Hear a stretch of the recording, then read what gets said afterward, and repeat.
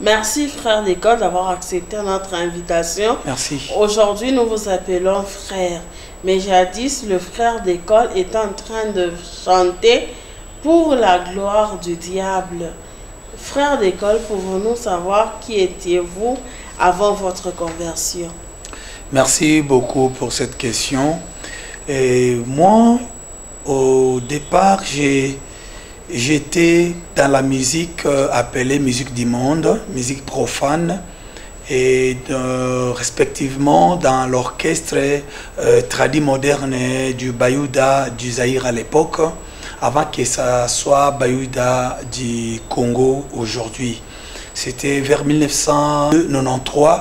C'est alors qu'on quittait du Kasaï, du Grand Kasaï, notamment à Chikapa pour une conquête nationale à Kinshasa, dans lequel un jeune de 20 ans et qui a fait partie de ce groupe, c'est moi aujourd'hui, votre frère, pasteur d'école Mbaye Ouachendele que vous suivez. Et cet orchestre est composé de beaucoup des artistes et produit par des diamantaires du Grand Kasaï, est arrivé à Kinshasa dans ces années-là.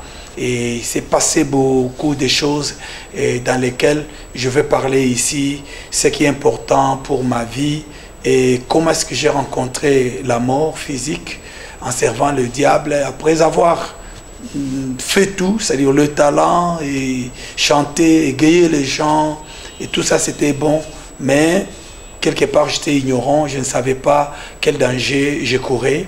Et j'en parlerai aussi pour donner des leçons et des avertissements aux uns et aux autres avant que le Seigneur ne me prenne pour que je devienne ce que je suis aujourd'hui, qui avait été planifié par Dieu avant la fondation du monde bien sûr. Et aujourd'hui je peux témoigner ce que j'ai vu, ce que j'ai touché et ce que Dieu vraiment m'avait destiné à faire. Voilà ma soeur. Oui, frère d'école, nous aimerions que vous puissiez entrer en détail de votre avant votre rencontre personnelle avec Jésus-Christ. Vous étiez en train de chanter, oui, mais lorsque vous étiez en train de chanter, vous avez touché au fétiche, vous étiez en train de chanter pour seulement égayer les gens où il y avait quelque chose derrière ça. Nous voulons vraiment que vous puissiez entrer en détail. Et c'est pour cela que je voulais vraiment me focaliser sur la suite de mon témoignage, d'une manière un peu en reculant un peu pour faire entrer les gens dans ce qui est important à savoir. Donc, comment avant, comme vous l'avez dit, quand je suis devenu chrétien et comment ma conversion est aujourd'hui, 20 ans comme vous venez de le dire. Je dis qu'au départ, moi que vous voyez, je suis fils du pasteur Chioyo Mbaye Amandoussa. Et il était pasteur, ça fait longtemps, depuis 1958. Et imaginez qu'à l'époque, le Congo n'était pas encore comme aujourd'hui. Il n'y avait pas assez de chrétiens, de fervents serviteurs qui connaissaient bien les Écritures. Mais Dieu avait fait de sorte que mon père qui travaillait avec des Blancs, au Kasaï, notamment à Chikapa, il était dans le catholicisme. Eh bien, il travaillait comme ça parce que c'était une manière imposée par les colons pour tous ceux qui travaillaient avec eux. Et là, c'est un homme qui savait lire et écrire. Eh bien, il a découvert beaucoup de choses. Et quand il est arrivé, en 1960, avant que cela n'arrive, papa avait été prêché à Demba, qui est mon village natal, par un certain prisonnier, Fumbi Daniel, qui avait été arrêté lors du premier mouvement évangélique qui était né ici au Congo avec le prophète Simon Kimbangu. Et ça, c'est vraiment une histoire extraordinaire et que j'écoutais mon père en train de relater les réalités qu'ils ont vécues, la prison, les fouets et les injures. Eh bien, avant que papa ne meure, moi j'avais que 9 ans et papa avait son ministère. Et quand il a quitté le mouvement kimbanguisme, à peu près, parce que lui était jusqu'à Kamba lorsqu'on a libéré donné disons, le document officiel pour que cette église commence à fonctionner en tant que telle. Et il avait amené aussi avec le groupe qui était allé pour libérer les prisonniers qui souffraient encore dans des prisons, notamment aussi à Demba. Et il a pu libérer aussi celui qui lui avait prêché l'évangile. Alors, quand je dis ces choses, je me rappelle, je ne savais pas qu'un jour je pouvais être ici à Lubumbashi. Et un jour, je suis allé visiter la prison de Simon Kimbangu ici pour une petite histoire. Et j'ai compris tout ce que le Seigneur disait à travers la bouche de mon père qui n'est plus. Et j'ai beaucoup considéré leur témoignage. Même quand je témoigne aujourd'hui, je peux comprendre la destinée de l'église du Congo et l'église corps du Christ en général. Pourquoi j'ai dit ça, bien-aimé? J'ai dit par rapport aux réalités qui me concernent aujourd'hui. Papa avait tracé un chemin. La Bible dit dans le livre des Proverbes, chapitre 22, verset 6, que montrer à l'enfant chemin qu'il doit suivre. Lorsqu'il deviendra vieux, donc c'est-à-dire il deviendra grand, il ne pourra pas s'en détourner. Devenir grand, c'est avoir l'âge mature de séparer les biens et les mal. Avoir le choix. Et quand papa est mort, je suis resté à cet âge-là que je vous avais dit, mais quand même, je savais beaucoup de choses que papa a rencontrées. Et voilà, l'âge de l'adolescence m'a fait quitter Demba pour aller à Kananga. À Kananga, et puis je suis allé à Chikapa étudier auprès de mes grands frères. Et c'est là où mon grand frère, pasteur Chioyo, et qui était pasteur à l'église Malamou, et il a aussi donné sa vie au Seigneur juste quand papa était mort. Il était un grand diamantaire et avec tous ceux qui étaient grands diamantaires à Chikapa à l'époque. Eh bien, il a tout laissé pour suivre Jésus. C'est lui-même qui a commencé à nous encadrer. Les gens qui ont bâti l'église Fepako, pour une petite histoire, à Chikapa et Mama Choka, Papa Djunga et les autres. Donc, lorsqu'il était dans les tournées à l'intérieur, à Chikapa, Kamoni, à Kabungu, moi j'ai resté, comme j'étais à l'école, j'ai dansé beaucoup. Quand j'ai dansé, j'étais attiré par les filles et garçons, jusqu'au point où, quand l'école finissait, on nous contactait pour que nous allions dans des boîtes de nuit, dans des bars pour chanter et pour danser. Vous vous souvenez, Maman Grâce, à l'époque, dans ces années-là, il y avait un artiste qui était sorti à Kinshasa, d'origine Louchois, qui a évolué à Kinshasa, on l'appelait Bivens Gâteau, qui a fait vraiment une musique qui a plu à beaucoup de jeunes qui ont commencé à l'imiter. Même moi, comme j'ai dansé, j'ai chanté bien, je me suis aventuré dans la musique rap et musique américaine. Mais déjà, à la chorale, je chantais. Et je savais quelques principes que la parole de Dieu disait qu'on ne pouvait pas aller au-delà des limites, c'est-à-dire dans la chose du monde tel que papa les disait. Je dis non, papa était déjà mort, moi je suis à Chikapa, alors qui peut contrôler encore ma vie, je suis encore jeune. Vous voyez, les gens disent comme ça des choses facilement, tu es encore jeune, Bouka Moukoua, ça là, tu sais que tu veux, tout ça. Eh bien, j'ai commencé à m'aventurer. Et petit à petit, on nous donnait des cartons, des cigarettes, des casiers de bière. Mais quand même, dans mon cœur, j'avais la conscience qui me rappelait toujours par rapport à ces choses que chez nous, on ne buvait pas ça.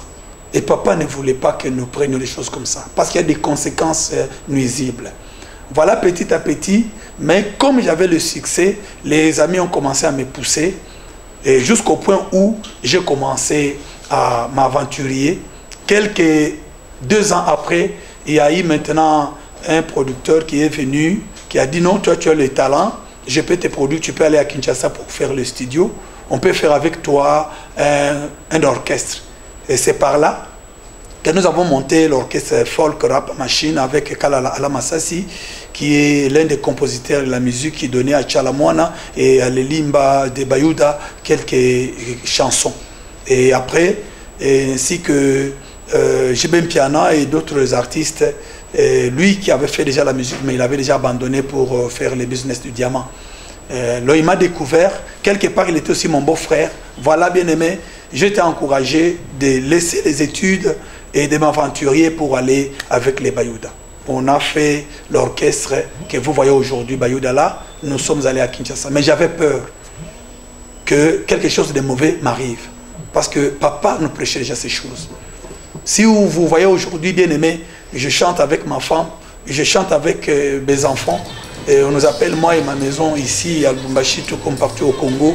Comprenez que je ne peux pas vraiment retourner dans les vomissements comme les chiens, selon ce que la Bible dit dans le livre de Pierre.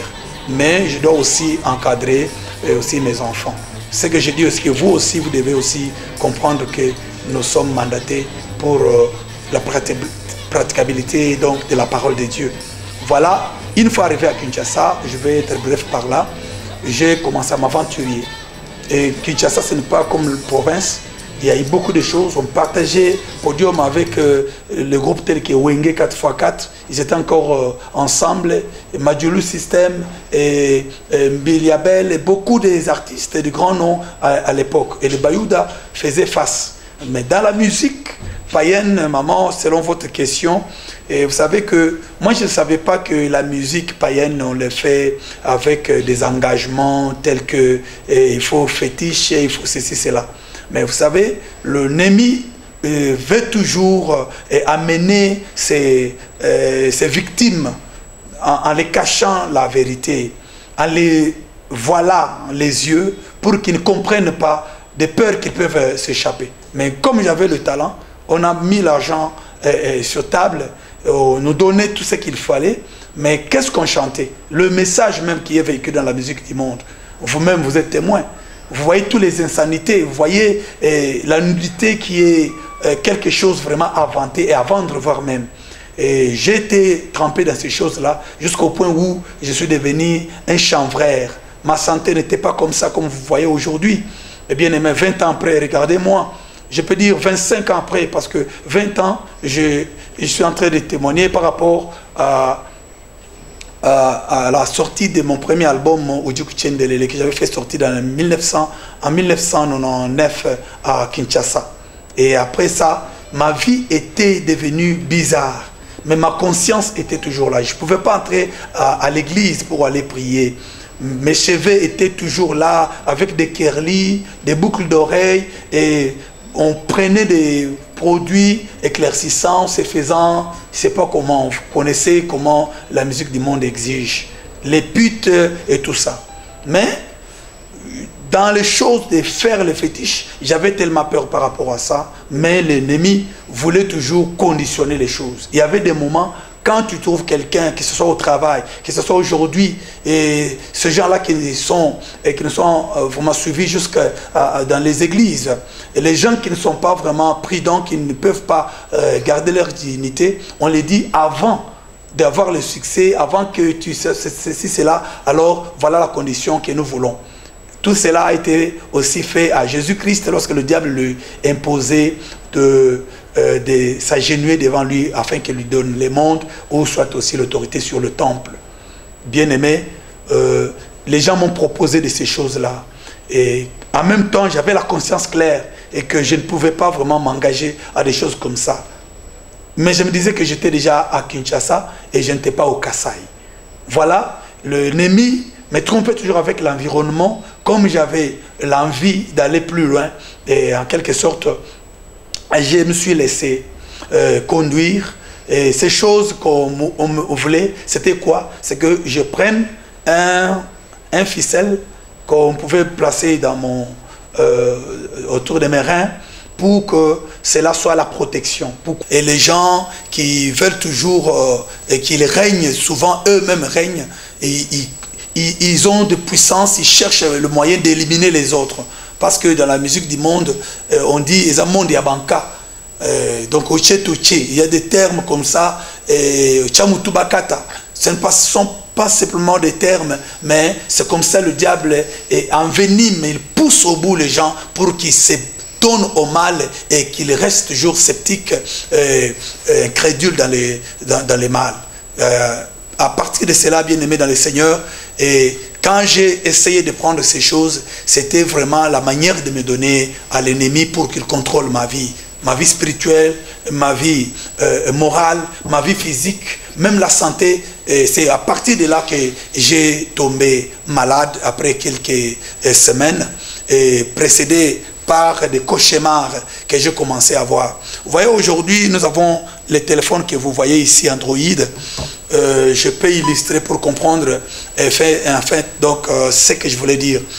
Nous avons le WhatsApp, nous avons Facebook, nous avons l'Internet, nous avons Messenger et toutes sortes des applications qui nous aident sur les téléphones.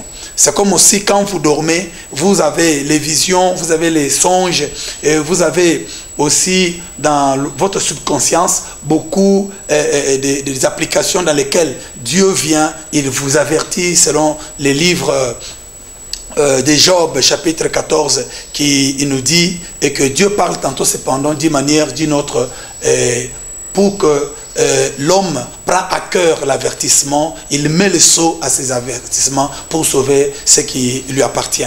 Même les bénédictions que vous voyez, c'est pendant le sommeil que Dieu donne à ses bien-aimés la nourriture. Alors, quand je me suis donné déjà à l'ennemi comme ça, et il a commencé à contrôler mon corps, et j'ai commencé à avoir des cauchemars, des mauvais rêves, et pendant le sommeil, je peux sursauter comme ça, et avec des choses tellement horribles. Mais je ne savais pas que je courais à la mort. Parce que j'avais constaté que dans le groupe où on était, et il y avait des musiciens, beaucoup de musiciens qui sont morts, et d'une manière tragique.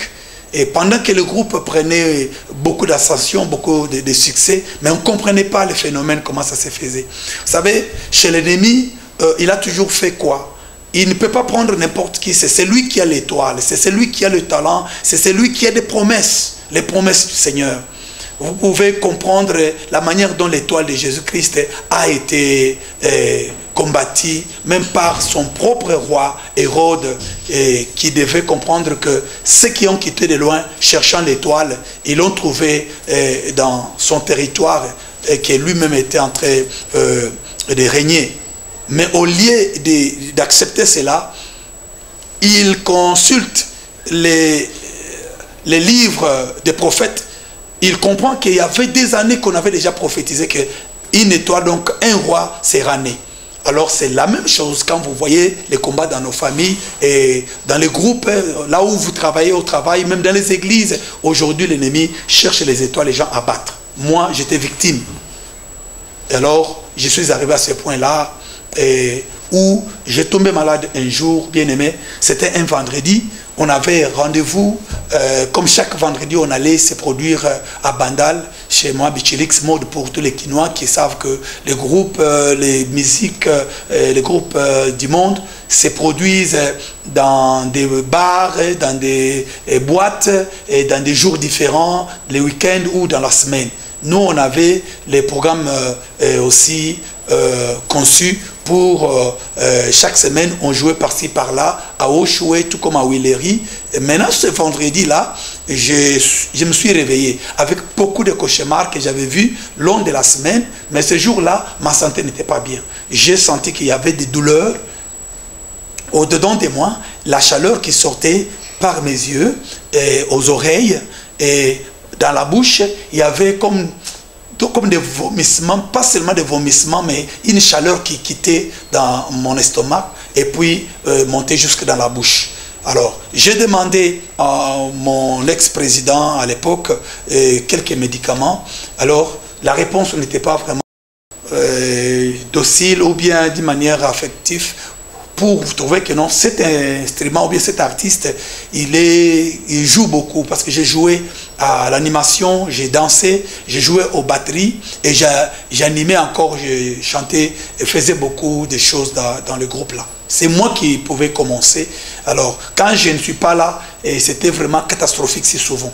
Mais je n'avais pas trouvé l'amour, je dis clairement et sincèrement. Et je suis allé maintenant auprès de mes amis. On me dira quoi? Ndeko, ndenge yozo ka badulera ndenge wana, toko kene nanganda, parce qu'on était à Yolo, Campinzi, c'est-à-dire Yolo Sud. Derrière nous, il y avait l'avenue Kikwit, et de l'autre côté, c'est commune de Makala. Il y avait des Nganda. Nganda, c'est l'endroit où on prend le chanvre. Et chaque matin, on prenait le chanvre comme ça, et les Lutuku. Lutuku, c'est ici à Lubumbashi, mais au Kassai, on dit les Chichampa. Et l'otoko, c'est à Kinshasa, on appelle ça. Donc c'est-à-dire les drogues là, comme aujourd'hui les gens prennent les ododo et beaucoup de liqueurs fortes. On prenait ça presque chaque matin, même si vous n'avez rien mangé. Mais puisque vous restez dans les rêves là, vous encouragez, mais c'était vraiment souffrant. Eh bien, ils m'ont dit, allons-y seulement prendre le chanvre. Et ce que nous avons ici, c'est pour acheter les pelures et les boules de faire les pelures et boire. Et ça peut t'encourager pour que le soir, on aille dans le concert. On avait plein de dettes. On peut nous donner autant d'argent dans un concert, mais quel que soit le montant, ça peut que c'est volatilisé, et donc c'est terminé après une semaine en payant des dettes et puis vraiment des choses bizarres comme je vous dis là. Comprenez que la Bible dit c'est la bénédiction de l'Éternel qui enrichit et il ne la fait pas suivre d'aucun chagrin. Donc l'ennemi n'a rien à vous donner. Et je parle ici comme un témoin qui a vécu ces choses. Et ce que je dis n'est pas quelque chose on vous a rencontré moi-même. Je vous dis en tant que témoin vivant. Et puis, pour aller plus loin, ces jours-là, ils sont allés, parce que le soir, après-midi, je ne pouvais pas me mettre debout. Ils sont allés, je suis resté. C'est alors, je suis resté mourir à minuit dans la chambre. Parce que l'hôtel qu'on nous avait donné, par Mokandila Monjmoulé, il y avait le couloir, il y avait des chambres. Et nous étions dans l'avant-dernière chambre. Il y avait aussi le douche. Et quand je me suis réveillé, j'avais ma montre disco et il était 23h50 quelque chose, à quelques minutes de minuit. Alors j'ai senti dans mon vessie comme s'il y avait une forte pression des urines. Je devrais aller pour me soulager. Et je me suis forcé, comme j'avais encore beaucoup de fatigue, je n'avais rien mangé, seulement le chanvre qu'on avait pris là, eh bien, je me suis forcé pour aller jusque dans le douche. Une fois je suis entré dans le douche, bien aimé, et quand je me préparais pour maintenant me soulager, c'est comme une poche noire qui venait au devant de moi, centrée dans mes yeux. À partir de ce moment-là, c'est comme vous fermez le téléphone, vous fermez votre ordinateur, c'est comme le courant est parti. Là, il n'y avait rien. Mais à quelques minutes, je me trouvais comme si j'étais dans les plafonds. Dans les plafonds, tout près de la lampe qui est éclairée dans la salle. Et comme les musiciens qui étaient partis se produire, ils avaient fait leur bain, et comme il n'y avait pas le cuve, on prenait de l'eau là avec raclette et puis on mettait dans les trous dans lesquels on faisait les grands besoins. Alors l'eau était vraiment par terre, beaucoup d'eau. Et j'étais tombé dans ces eaux-là, mais sans pourtant connaître quelque chose. Quelques minutes, quand je me suis vu que j'étais hors de mon corps, mais je n'étais pas conscient que j'étais mort. Et je vous dis clairement, sur ce point-là, eh bien, j'ai commencé à raisonner pour saisir, ou bien mettre ma main tout près de l'ampoule. Alors, vous savez, les ampoules là, c'est pas 100 watts. Et ce n'est pas les ampoules actuellement que vous voyez, on a fait d'une manière qu'il n'y a pas, ça ne dégage pas la lumière. Ça dégageait la lumière. Et puis quand j'ai approché ma main, je ne sentais rien. Et quand j'essaie de toucher le plafond, ma main volait dans le vide. J'ai même fait passer, même pour toucher le fil là, alors ma main est passée sans toucher le fil. Mais ça me poussait maintenant à raisonner. Quand j'ai essayé de toucher le plafond, avec toute force, rien. Alors j'ai essayé de raisonner sur mon intellect que je peux maintenant arriver là où il y avait les toitures. Parce que ma tête était déjà au-delà du plafond et je voyais maintenant les toitures. Il y avait quand même à peu près 3 mètres de plafond et toiture. Et je sentais que mon corps allait... C'est comme quand vous prenez le téléphone comme ça, vous formez le numéro, une fois vous appuyez, yes, quelqu'un s'il est aux États-Unis, c'est dans quelques poussières de secondes et qu'il va vous recevoir lorsqu'il raccroche yes de son appareil. Donc c'est comme ça, et j'ai commencé à me déplacer, pas par les pieds, mais c'était par l'esprit, la manière de raisonner, la manière dont nous courons dans l'intelligence ou bien dans le raisonnement, c'est la manière où mon corps était en train de me déplacer. Je suis arrivé sur les toitures, je suis sorti même dehors, et là-haut, comme il y avait la lune, mais vous savez que c'est au village, quand il n'y a pas le courant, on peut voir la lune. J'ai vu la lune, et en bas, il y avait le courant, Je voyais Gaba, je voyais Ipen, je voyais Kombe, je voyais Sozacom, je voyais vraiment la cartographie de Kinshasa parce que j'étais là trop haut. Et quelques minutes, comme c'était à minuit, vous savez, à minuit, les gens ne dorment pas à Kinshasa. Et ils sont là, les boîtes chantaient, je voyais, j'ai écouté tout le son des musiques qui chantaient, que je connaissais bien. Et à un moment, je me suis dit, Maman Grâce, que je retourne maintenant dans la chambre pour aller voir. Je suis venu, j'avais la pensée de toucher le sol pour marcher comme ça. Quand j'arrive, c'est comme si mes membres inférieurs n'avaient pas le pouvoir de me faire atterrir sur terre pour que je marche en tant qu'humain. Mais je ne savais pas que j'avais déjà changé le statut, c'est-à-dire devenir esprit. Donc, alors j'ai commencé à, comme j'ai volé, et je me suis focalisé dans le mur. Et j'entrais dans le mur, mais je ne touchais pas les sols. Et je voyais que c'était vide, j'entre encore dans l'autre chambre, et j'arrive dans la chambre où était maintenant mon corps. J'ai trouvé maintenant un corps qui était là, j'étais là, les yeux pendants, et la bouche bée, et les mains ouvertes comme ça, et dans les eaux sales là. Et j'ai dit, Nakoufi. Alors, quand je me suis rendu compte que je suis mort, c'est alors, c'est comme si j'ai crié. Alors, en criant, je ne savais pas que j'avais alerté. J'avais alerté. Donc, les esprits qui contrôlaient, c'est comme nous avons la police, nous avons la police des frontières, nous avons l'armée régulière qui fait la sécurité dans le pays et tout ça. Alors, quand j'ai dit comme ça, c'est comme si ces esprits-là, je les ai alertés. Ils ont compris qu'il y a quelqu'un qui est arrivé subitement, il vient d'arriver dans notre monde. Directement, ils sont venus. Ils étaient comme cagoulés comme ça, il y avait comme un chapeau noir, mais sans le visage, il y avait l'ombre à l'intérieur, et puis avec un gros soutane dans lequel il y avait comme un bout de main, comme squelette, quelque chose qui tenait une petite épée, comme une aiguille élancée, et puis avec le toge noir, avec une petite ceinture, c'est pas comme ceinture, mais vous voyez la sauterelle là qu'on dit la menthe religieuse. Vous voyez l'île Kwanganza là, hein? Mais vous voyez maintenant sa robe là, c'est plumes. Donc quand ça s'allonge comme ça, donc ils étaient dans cette image là. Donc ce qu'on appelle les esprits des morts. Ce sont les esprits qui escortent les gens qui quittent les corps, qui ils vont dans l'autre monde invisible, donc qui quittent les corps. Alors on m'a tenu comme ça, la main droite. L'un vient, il prend la main droite, il met sur mon dos. L'autre prend la main gauche, il met sur mon dos, comme les militaires font. Comme ça, lui, l'autre, il a mis sa main ici sur ma nuque. Et il m'a fait incliner. Quand il m'a fait incliner, devant moi, il y avait comme une fenêtre.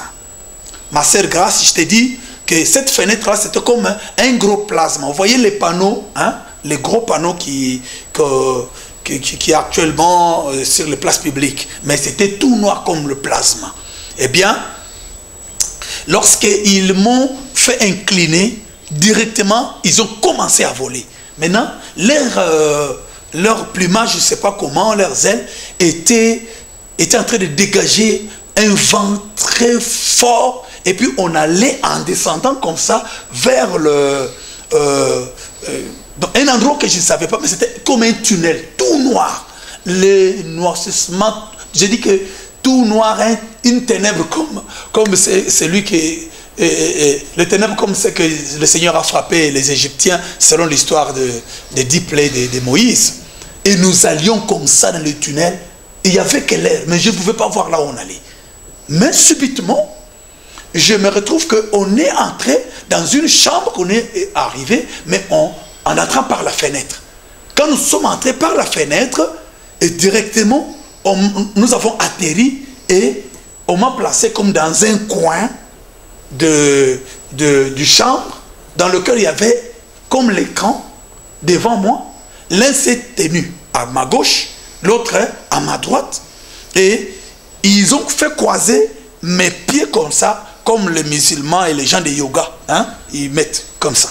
Ils ont croisé mes pieds dans ce sens, et derrière moi, mes deux mains étaient liées. Alors, ils ont fixé mon regard et mon visage sur l'écran là. Et quelques minutes, sur l'écran, il y a maintenant les images qui commencent à passer. Quelles images, bien-aimés? Vous savez, chaque fois que l'ennemi te ment, il t'envoie faire ceci, voler, tuer, prendre les formes d'autrui, et tout ce que vous savez que la Bible par les livres d'Exode, chapitre 20, comme Dieu dit, souviens-toi de moi, l'Éternel ton Dieu qui t'a fait sortir du pays d'Égypte, là où tu étais esclave. Donc lorsque nous venons dans le monde, nous sommes esclaves de Pharaon, c'est-à-dire de Satan. Mais comprenez que à ce moment-là, tout ce qui s'est passé, c'était les actes, les moments des scénarios, des choses mauvaises que j'avais fait. C'est avec ça le preuve que le diable amène maintenant dans son jugement. Donc la salle là, ça s'appelle la salle des morts. Il y a la mort et le séjour des morts. Le séjour des morts, Maman Grâce, c'était la porte qui était maintenant de l'autre côté. Parce qu'à partir de là, le jugement avait commencé. Quand le jugement avait commencé, c'est comme ça, je voyais moi-même, vous n'allez pas vous justifier avec quelqu'un, mais c'est comme si un mandat d'amener, on vous a amené maintenant à ce tribunal, toi-même tu vois ce que tu avais fait. Je vous donne l'exemple. Vous savez, quand Jésus-Christ a été condamné, et on l'a amené maintenant à la croix, c'est exactement ce qui s'est passé. Et l'autre voleur, il dit, si tu es fils de Dieu, alors sauve-toi et tu vas nous sauver ensuite. L'autre dit, nous sommes coupables par rapport à quoi? À nos œuvres. C'est-à-dire que chez quelqu'un, toute personne que vous voyez à l'hôpital, avant de mourir, il a le film de tout ce qu'il a fait et il n'a pas maintenant la force de se racheter ou de demander pardon ou comment. Et directement le diable fait quoi? L'arrache la langue. Il ne peut pas parler, il ne peut pas, et la voix continue qu'à diminuer. Et puis maintenant son intellect est comme stérile.